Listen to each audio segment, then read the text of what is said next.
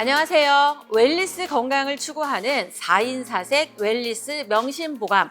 오늘 그 첫 시작을 해보도록 하겠습니다. 여기는 제주도 서귀포에 위치한 무릉 1위 무릉 외갓집입니다. 무릉 하면 떠오르는 곳이 혹시 있으신가요? 무릉도원 맞습니다. 지금 이곳은 무릉도원을 이 연상하는 뒷배경 화면으로 보이시죠? 네, 이곳에서 정말 여러분과 웰리스 건강에 대해서 깊이 있게 연구하고 논의한 각 분야의 전문가들과 함께 명심보감으로 웰리스를 풀어 헤쳐보도록 하겠습니다. 명심보감은 예로부터 좋은 말, 나쁜 말 잘 정리해서 이 책만 보면 이렇게 하면 되겠구나 방법을 완벽하게 알 수 있게 했던 불후의 고전을 뜻합니다. 그래서 저희가 웰리스 명심보감을 통해서 여러분이 현대를 살면서 반드시 잘 지키면 좋을 것, 하지 않아야 될 것들을 잘 지켜가는 기준으로 삼는 방송으로 만들어 가도록 하겠습니다. 현대인들에게 반드시 알아야 되는 웰리스 명심보감, 오늘 첫 스타트에 함께 하신 출연자분들을 소개하도록 하겠습니다. 웰리스 하니까 반드시 웰리스 분야의 전문가가 당연히 있으셔야 되겠죠? 네, 웰리스 분야의 전문가 우리 정은채 박사님 모셨습니다. 안녕하세요. 제주에서 웰리스 비즈니스를 하고 있는 웰리스 소통 전문가 정은채입니다. 감사합니다. 네, 반갑습니다. 아주 저희가 어떤 이야기를 하든지 웰리스스럽게 진단해주고 처방해줄 거를 기대를 하게 되는 우리 정은채 박사님이시고요. 그 다음 또 대한민국의 이분을 빼놓고는 건강을 논할 수 없다. 우리 한인권 박사님 모셨습니다. 예, 소개 감사드립니다. 저는 한인권이고요. 저는 내과 의사입니다. 근데 이 내과 중에서도 내분비내과를 전공을 했는데요. 어느덧 하다 보니까 거의 한 40년의 세월이 지났습니다. 그 다음 지금 제주대학교에서 수산생명의학과에서 또 건강에 관련된 다양한 연구와 논문을 또 함께 관리하고 교육하고 계시는 전우진 교수님 모셨습니다. 예, 저는 제주대학교 수산생명의학과에 있는 전유진입니다. 여기서 제가 유일하게 제주도에서 20년 동안 살아오고 있습니다.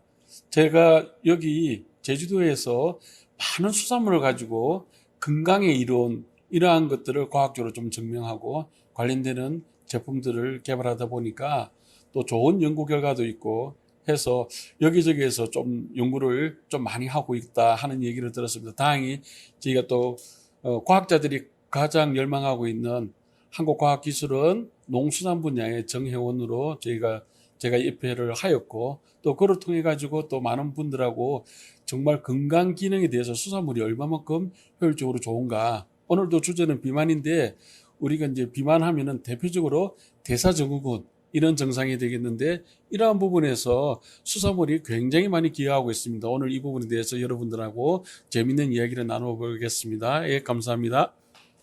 네. 자기소개만으로도 오늘 이 웰리스 명심보감이 얼마나 알차고 풍성하게 진행될지 기대가 되실 거라고 생각합니다. 저희 웰리스 명심보감에서 진행하려고 하는 건 현대인들이 건강 문제를 굉장히 많이 갖고 있거든요. 그래서 이 갖고 있는 건강 문제를 네이버에 검색만 하거나 아니면 본인이 그냥 가까운 병원에 가서 알려주는 방식만으로는 해결할 수 없다라는 이야기를 많이 들었습니다. 그래서 현대인들이 가진 문제들 중에 가장 중요하고 급선무로 필요한 그런 건강 문제를 웰리스 전문가와 내분비 전문 그리고 수산생명의학과 전문 이 교수님을 통해서 솔루션으로 해결해 보는 토크로 준비를 해봤습니다. 웰리스스럽게 사는 게 어떤 건지 아마 알게 되시지 않을까 이런 생각이 드는데요. 우리 정은채 박사님. 네네. 네. 네, 웰리스스럽게. 웰리스는 잘, 행복하게, 건강하게라는 뜻입니다. 우리가 살아감에 있어서 웰리스적인 거는 항상 행복한, 건강한 삶을 맞이하는 게 아닌가 싶습니다. 거기서 빠지지 못하는 게 신체 균형이기 때문에 오늘은 그 부분을 가지고 논의하는 시간 만들어 보겠습니다. 네. 자, 이제 본격적으로 이 7월에 주제 토크를 들어가도록 할 텐데요.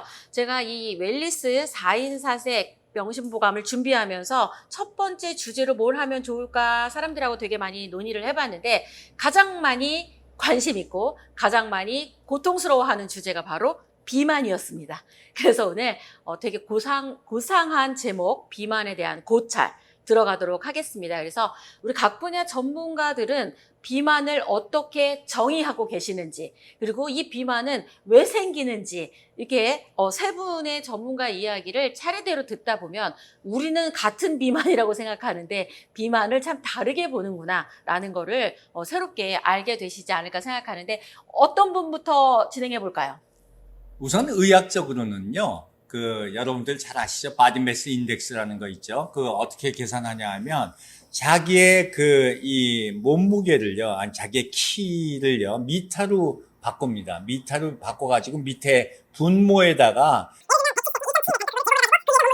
체질량 지수거든요. 근데 계산하시기 힘드시죠? 어떻게 하면 금방 알면 되냐면요. 좀 벗으시고 거울 앞에 쓰시면 다 압니다. 거울아, 내가 무엇일까? 네, 비만입니다. 이거 거울이 대답해줘요. 누구냐면, 누구나 자기가 비만이라는 거를 인식을 금방 하실 수 있어요. 근데 과학적이고 정확하게 하는 거는 이렇게 계산해서 하면은 그거에 너무 매이지 마시고요.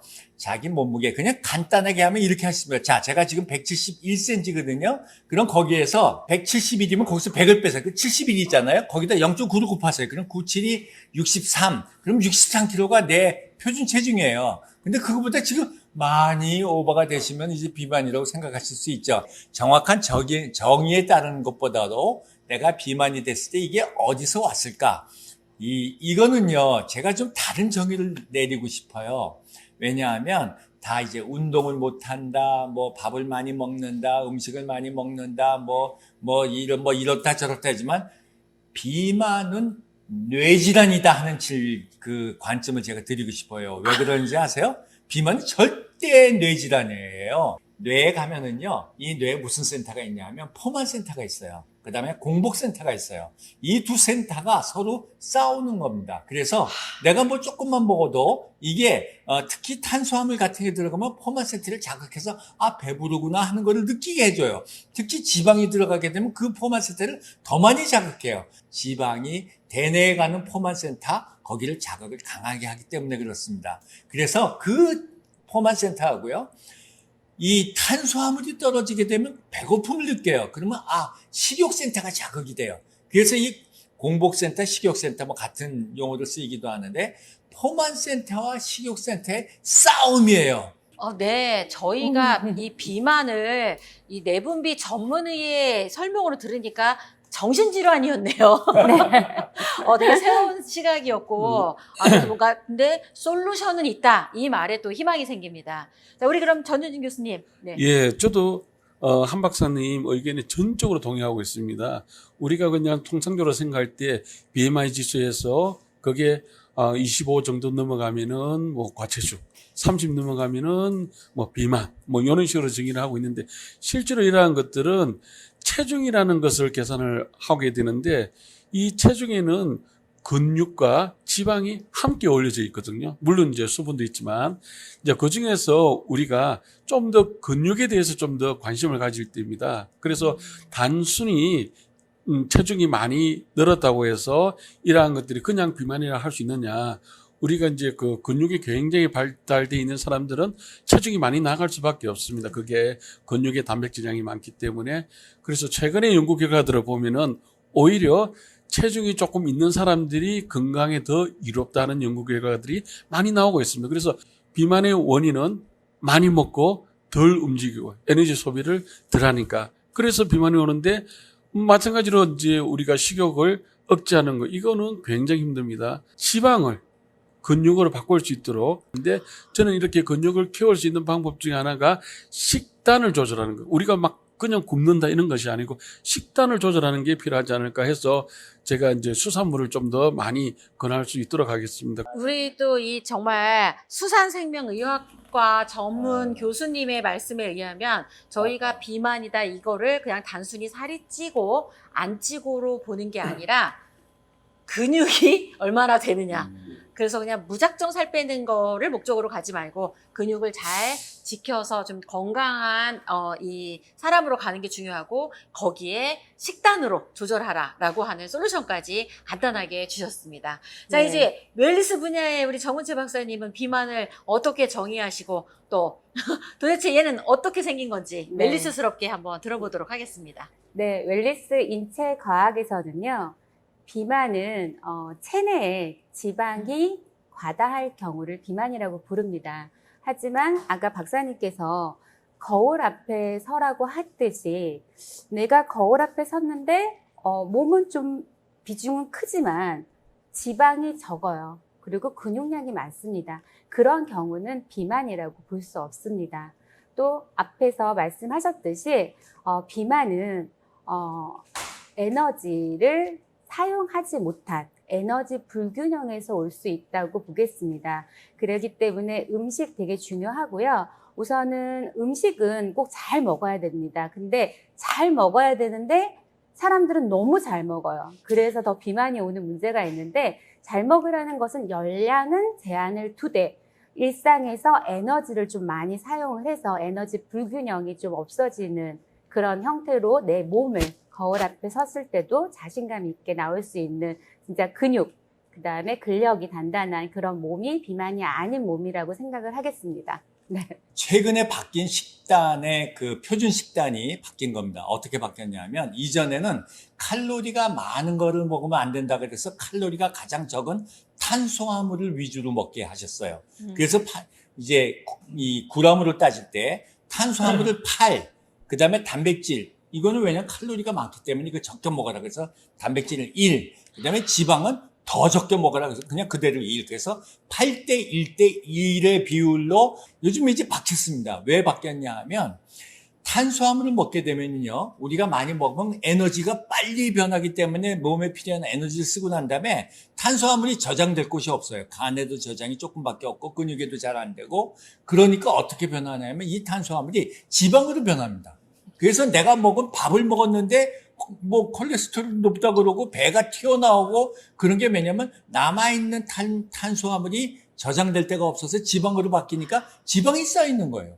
탄수화물만 먹고 기름기 안 먹어도 지방이 쌓이는 겁니다. 그래서 이것이 이제 하버드에서 조슨린 큰이라고 당뇨의 제일 큰 그런 이제 세계적인 센터에서 이 식단을 바꿨습니다. 야, 이게 그러는 게 아니다. 왜냐하면 탄수화물을 먹으면 몸 안에 인슐린이 높아지거든요. 인슐린이 높아지면 몸 안에 있는 지방이 녹지를 못합니다. 인슐린의 작용이.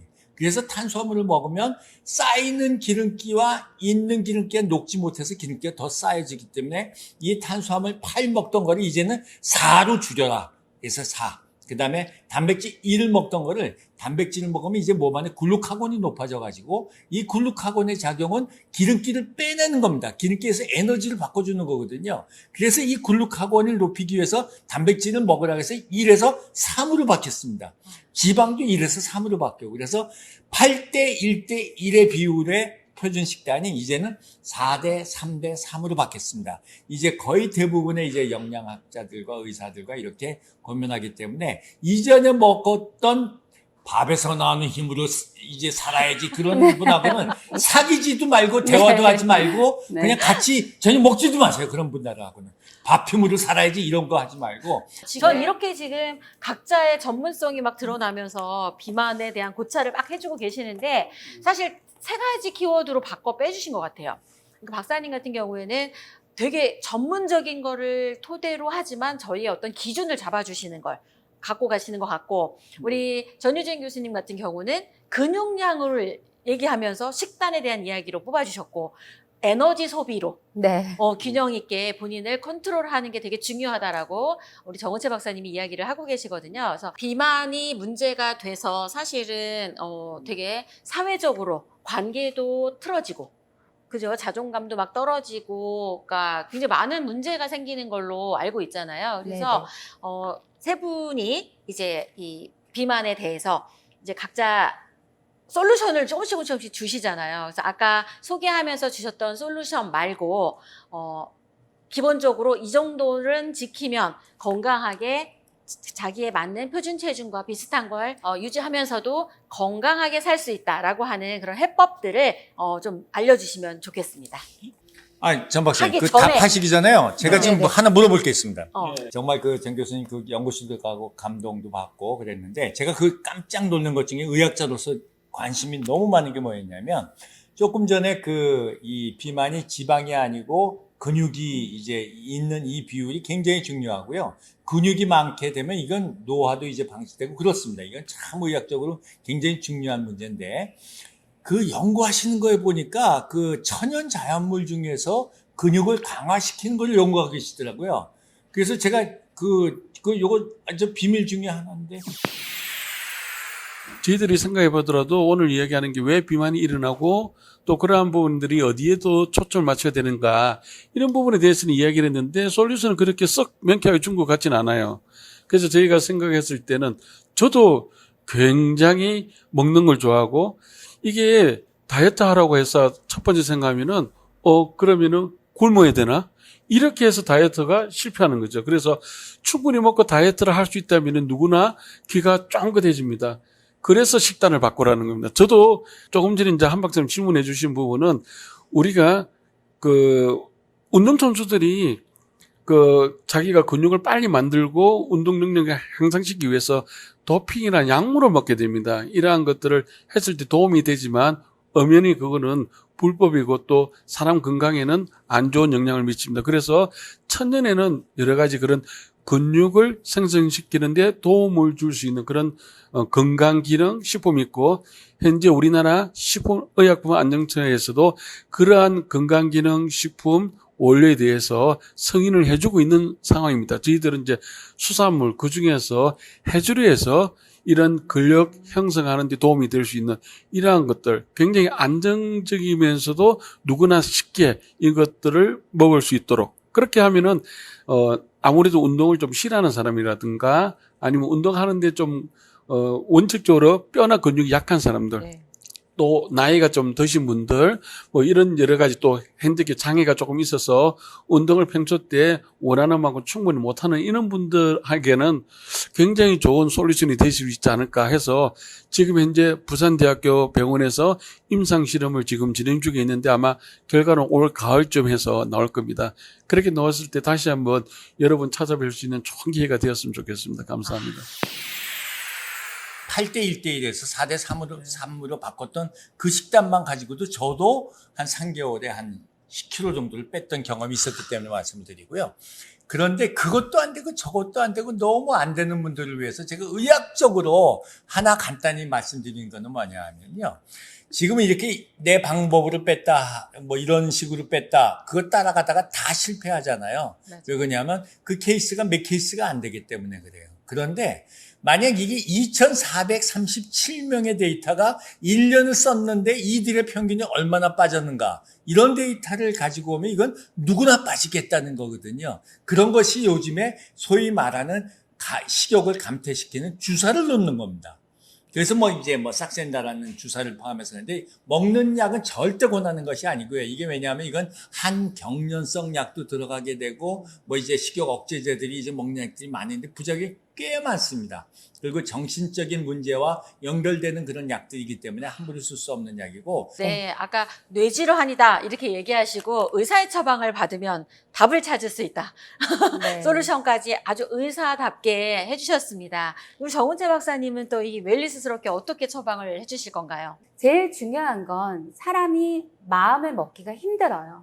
근데 저는 이제 두 분의 이제 의견도 존중하는 게 이제는 식습관 바꿔야 되고요. 의학적인 기술, 과학 받아들여야 합니다. 그래서 사람은 절대 한 가지 방법만으로 어떠한 질병이든 노화든 비만이든 한 가지 방법만으로는 할 수가 없습니다. 내가 마음을 먹지 못한다면 그리고 일상에서 신체 균형을 만들어가기가 너무 어렵다고 하시면 저는 같이 융합을 했으면 좋겠다는 의견이고요. 지금 앞에서 말씀하셨듯이 비만은 뇌질환 맞습니다. 그래서 저는 여기서 딱 단호하게 말씀을 드릴 수 있는 거는 신체 균형, 일상에서 만들어 가세요. 무엇으로? 식습관, 생각, 그리고 운동입니다. 거기에 혼자 못하실 것 같으면 저희 같은 전문가의 도움을 받으시고요. 의학의 기술 받아들여야죠. 언제? 내일부터요? 내일부터 살 빼다가요. 이제 와 올해는 살 못 뺐구나 하고 가는 결과가 나올 수도 있을 것 같습니다. 네, 되게 이론적으로 잘 풀어주셨는데 제가 정은채 박사님하고 함께 그 잠을 잔 적이 있습니다. 아침에 일어났는데 일어나자마자 저에게 솔루션을 네. 바로 처방을 해주신 게 있으셨어요. 그래서 바로 지금부터 할 수 있는 거 하나 알려주시면 지금부터 할 수 좋겠습니다. 있는 거. 제가 항상 얘기를 합니다. 저는 사실 먹는 걸 너무 좋아해요. 여기 계시는 교수님, 박사님보다 먹는 걸 너무 좋아해서 하루에 한 6개 정도를 먹어요. 왜 먹냐면 그만큼 많이 움직여요. 오늘 에너지 소모가 좀 적을 것 같다. 그리고 에너지 소비량에 비해서 내가 오늘 좀 활동을 못했다 싶으면 저는 사실 굶습니다. 네. 네. 그리고 바쁘다 보면은요, 배고픔도 못 느껴요. 네. 그래서 저는 좀 겁 없이, 네. 굶는다고 말씀을 드리고요. 그리고 여기서 제가 에너지 소비 말씀드렸는데요. 웰리스에서 신체 균형은, 이 체내의 신진대사의 순환을 하고, 체내에서 화학적인 반응으로서 인해서라도 우리가 이제 에너지를 소모하게 될 수 있는데, 거기서 가장 중요한 게 호흡입니다. 그래서 잠시 제가 호흡은 여기 계시는 교수님과 박사님을 모시고, 자, 여기서 우리 조현진 대표님, 숨을 누가 오래오래 참나 한 번만 내기해 주세요. 그러면 오늘 저녁은 숨을 오래 참는 사람이, 네, 바로 이제 계산을 안 하는 걸로 하고 하겠습니다. 네. 자, 그러면 네. 제가 한번 카운트 해보겠습니다. 자, 네. 하겠습니다. 시작!